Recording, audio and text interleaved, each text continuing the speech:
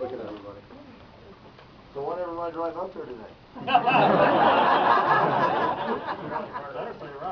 You know, I enjoy telling this story. I graduated from college, Berea College, Berea, Kentucky, worked my way through school, graduated in '64. And in the spring of '64, a couple months before graduation, I had to think about trying to find a job. And I was running out of work. I fixed all the cars and fixed all the bicycles and served all the meals, that cleaned all the bathrooms that needed to be cleaned around the college, and so I need something new to work on. So I had two opportunities. I had the Ford Motor Company, one was recruiting, actually I didn't realize what they were recruiting, but they were recruiting, they wanted to have degreed people to work in their assembly plants in Dearborn. So they were recruiting for that. They actually snookered me a little bit. There was a little bit of bait and switch there. And so anyway, I also had to interview with the Air Force was there, and they were making a big deal about, you know, you could be a pilot and all that. And I loved airplanes. If you look around what's here, it's cars and it's airplanes. It's my life. And so anyway, I went to Wright-Patterson Air Force Base and did the 2-day physical and the written stuff. I was not colorblind and my vision was good, and my reactions were fine, and I wasn't too tall and I wasn't too short. I was almost too short, but not too and, so I had all that going for me.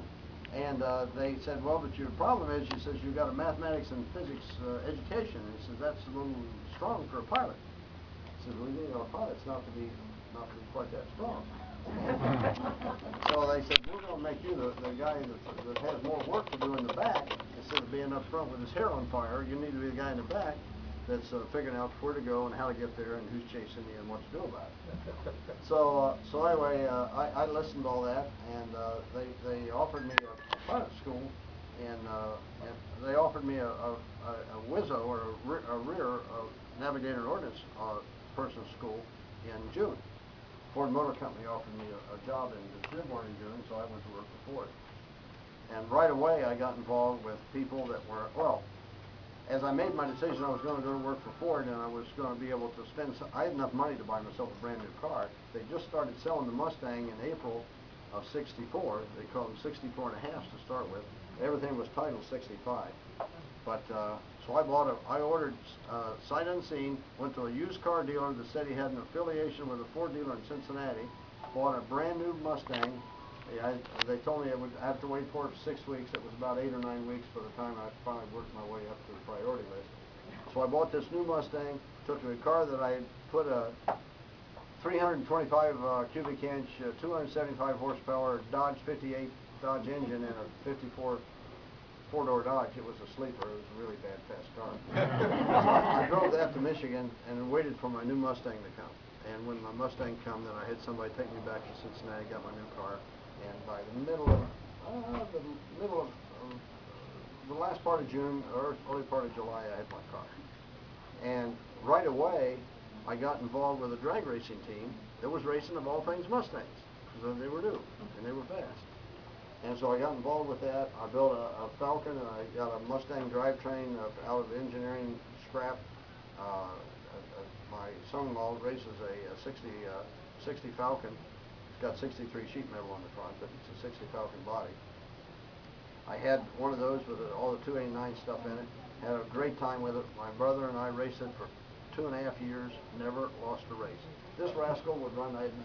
Had 915 Lincoln tires on the back of it with a 3-to-1 gear. It would go 80 miles an hour, was 2,800 RPM. This sucker would run 7,000 miles. It would outrun the wind. So anyway, Mustangs have always been there for me. Then we had a chance in '94 to do the new SN95 car when they retired the Fox platform. They came to us in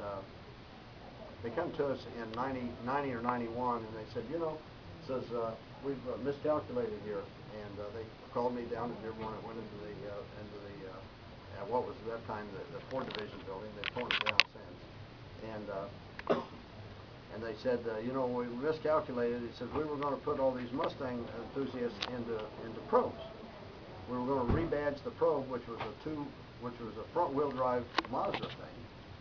We were going to put the Mustang guys in that. He says we figured out that there were only a handful of people that would buy a Mustang with front-wheel drive that had been associated with a Mazda production line, and they already had pros. And so they had no chance of selling the Mustang to the rebadged pros to Mustang owners. So he said, we need to have a rear-wheel drive car. We've got the tooling all wore out. Rent a box. The plants were ready to shut down in Dearborn. They said that